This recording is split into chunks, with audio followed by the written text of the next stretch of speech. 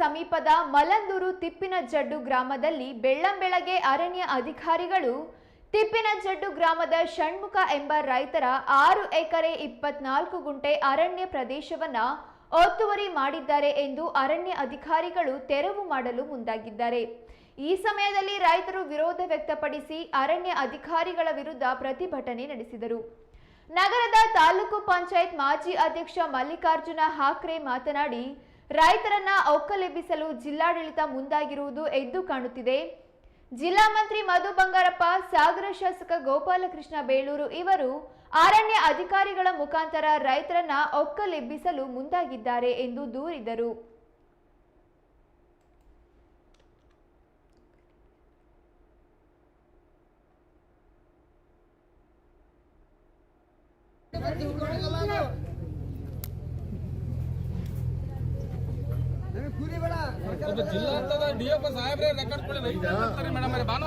ಒಂದು ಸರ್ವೆ ಮಾಡಿದ್ರಿ, ಸರ್ವೆ ಮಾಡಿದ್ರಿ, ಒಂದು ಸರ್ವೆ ಆಗಿದೆ, ಅದರ ಮೇಲೆ ಒಂದು ಆದೇಶ ಆಗಿದೆ. ಆ ಆದೇಶಕ್ಕೆ ಆ ಸರ್ವೆ ಕಾಪಿಯಲ್ಲಿದೆ ಅಂತ ಅವ್ರದ್ದು ಪೂರ್ತಿ ಸ್ಟೇಟ್ ಫಾರೆಸ್ಟ್. ನಾನು ಅವರಿಗೆ ಅವಾಗಲೇ ಕೇಳಿದೆ, ಓಡಿ ಮಾಡಿಸ್ಕೊಂಡಿದ್ದೀವಿ, ನಮ್ದು ಹೊಸ ನಂಬರ್ ಆಗಿದೆ ಅಂತ ಅಂದ್ರು. ಇವರು ಆ ಸರ್ವೆ ಒಂದು ಆದೇಶ ಆಗಿದೆ, ಎಲ್ಲಿಂದ ಎಲ್ಲಿವರೆಗೆ ಅದ್ರ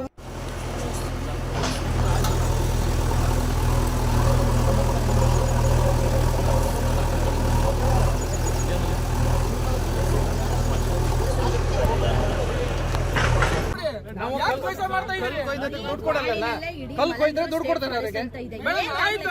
6 ಎಕರೆ ಒತ್ತೂರಿ ಬಂದಾರಲ್ವಾ, 6 ಎಕರೆ ಒತ್ತೂರಿ ಬಂದಾರಲ್ವಾ, 6 ಎಕರೆ ಒತ್ತೂರಿ ಸ್ಕೆಚ್ ಕೂಡ ಕೇಳಿ, ಸ್ಕೆಚ್ ಕೂಡ ಕೇಳಿ ಮೇಡಮ್. ನೀವು 500 ಎಕರೆ ತೆರವುಗೊಳಿಸ್ತಾ ಇಲ್ಲ, ನೀವು 500 ಎಕರೆ ತೆರವುಗೊಳಿಸ್ತಾ ಇಲ್ಲ, ಬರೀ 6 ಎಕರೆಗೆ ಮಾತ್ರ ಆದೇಶ ಆಗಿರೋದು.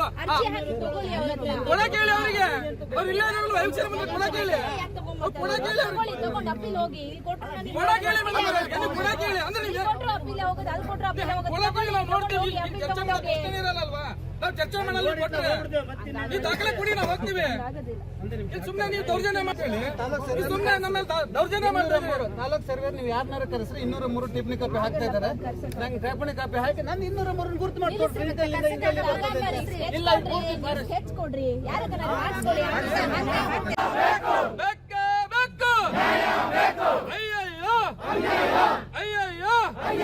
ರೈತರ ಮೇಲೆ ದೌರ್ಜನ್ಯ ಮಾಡುತ್ತಿರುವ ಸಾಗರ ಡಿಎಫ್ ಮೋಹನ್ ಕುಮಾರ್ ಅವರಿಗೆ,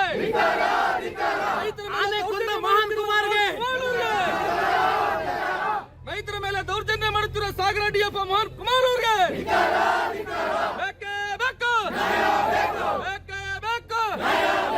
ದಾಖಲೆಗಳನ್ನು ನೀಡದೆ ದೌರ್ಜನ್ಯ ಮಾಡುತ್ತಿರುವ ಡಿಎಫ್ ಮೋಹನ್ ಕುಮಾರ್ ಅವರಿಗೆ, ದಾಖಲೆಗಳನ್ನು ತೋರಿಸದೆ ರೈತರಿಗೆ ದೌರ್ಜನ್ಯ ಮಾಡುತ್ತಿರುವ ಮೋಹನ್ ಕುಮಾರ್ ಮಾಡ್ತಾ ಇದ್ದೇವೆ. ಹೇಳಿದ್ನಲ್ಲ, ಈಗ ನಮ್ಮ ಮೇಲೆ ಇದ್ರೆ ನೀವು ಕಂಟೆಂಪ್ಟ್ ಹೋಗಿ ಅಷ್ಟೇ.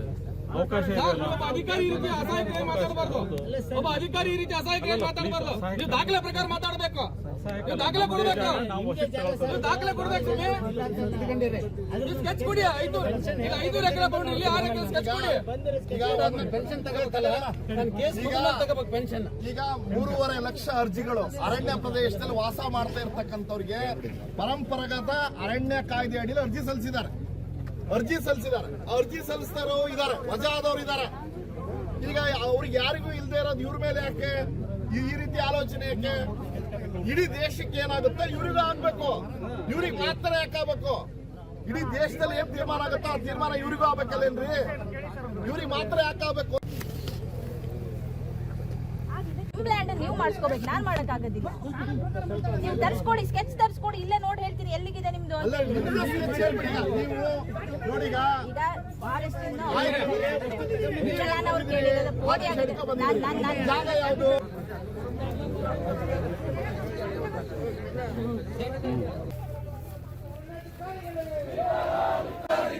ತಾಲೂಕಾಡಳಿತದ ರೈತರಿಲ್ಲ.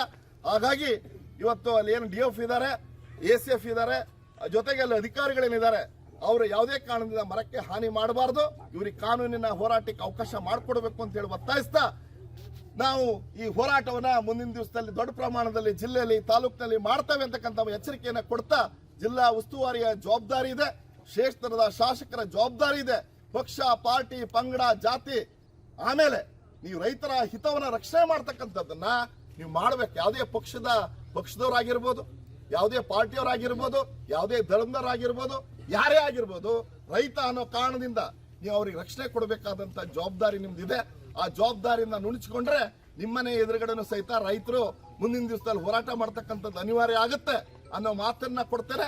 ಜೊತೆಗೆ ಈಗಾಗಲೇ ಹಕ್ಕುಪತ್ರ ಪಡೆದಂತವ್ರನ್ನ ಶಿವಮೊಗ್ಗ ಜಿಲ್ಲೆಯಲ್ಲಿ 25,000 ಜನರನ್ನ ಹಕ್ಕುಪತ್ರಗಳನ್ನ ವಜಾ ಮಾಡಬೇಕು ಅಂತ ಹೇಳಿ ಈ ಬಾಗರಕೊಮ್ಮಲ್ ಪಡ್ಕೊಂಡಿದ್ದಾರೆ.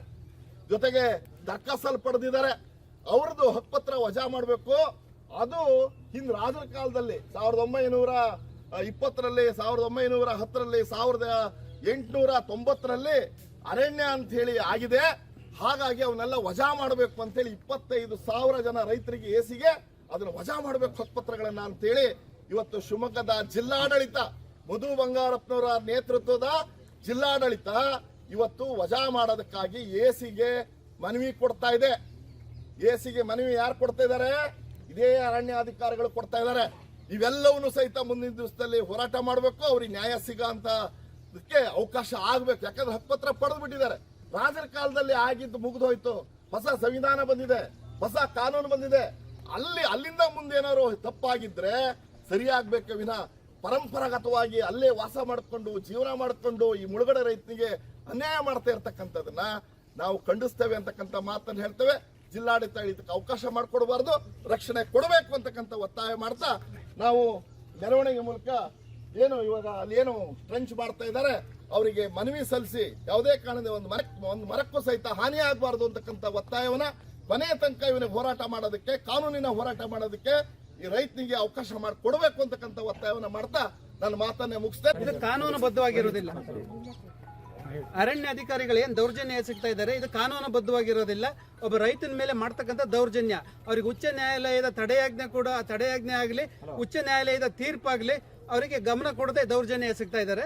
ಇದನ್ನ ನನಗೆ ರಕ್ಷಣೆ ಬೇಕು. ಆಮೇಲೆ ರಾತ್ರಿ ಬೆಳಗಿನ ಜಾವ 5 ಗಂಟೆಗೆ ನಿನ್ನೆ ಆದೇಶದ ಕಾಪಿ ಕೊಟ್ಟು ಇವತ್ತು ಬೆಳಗಿನ ಜಾವ 5 ಗಂಟೆಗೆ ಬಂದಿರೋದ್ರ ಹಿಂದೆ ಜಿಲ್ಲಾಡಳಿತ ಮತ್ತೆ ಉಸ್ತುವಾರಿ ಸಚಿವರು ಮತ್ತೆ MLAಗಳು ರೈತರ ಹಿತ ಕಾಪಾಡುವಲ್ಲಿ ವಿಫಲರಾಗಿದ್ದಾರೆ. ಇವರಿಗೆ ರೈತರಿಗೆ ಓಟ್ಗಳು ಮತ್ತೆ ಶರಾವತಿ ಮುಳುಗಡೆ ನಿರಾಶ್ರಿತರ ಸಮಸ್ಯೆ, ಅರಣ್ಯವಾಸಿಗಳ ಹಕ್ಕು ಕಾಯ್ದೆಯ ಸಮಸ್ಯೆಗಳು ಇವರಿಗೆ ವೋಟ್ ಬ್ಯಾಂಕ್ ಮಾತ್ರ ಆಗಿದ್ದಾವೆ. ಇವರಿಂದ ಯಾವುದೇ ರಕ್ಷಣೆ ದೊರೀತಾ ಇಲ್ಲ ಅಂತ ನಾನು ಹೇಳೋದಕ್ಕೆ ಇಷ್ಟಪಡ್ತೇನೆ. ಯಾವುದೇ ರಕ್ಷಣೆ ಇಲ್ಲ. ಈ ರೈತರಿಗೆ ರಕ್ಷಣೆ ಇಲ್ಲದೆ ಇರತಕ್ಕಂಥದ್ರಿಂದ ಯಾವುದೇ ಸರ್ಕಾರಗಳು ಬಂದರೂ ಕೂಡ ರೈತರ ಮೇಲೆ ದಬ್ಬಾಳಿಕೆ ಮಾಡೋದನ್ನೇ ಕಾಯ್ದೆಗಳನ್ನು ಮಾಡ್ಕೊಂಡಿದ್ದಾರೆ. ಅರಣ್ಯ ಕಾಯ್ದೆಗಳನ್ನು ಉಪಯೋಗಿಸಿಕೊಂಡು ಅರಣ್ಯ ಅಧಿಕಾರಿಗಳು ರೈತರ ಮೇಲೆ ದೌರ್ಜನ್ಯ ಎಸಗ್ತಾ ಇದ್ದಾರೆ. ಆಗೋದಿಲ್ಲ.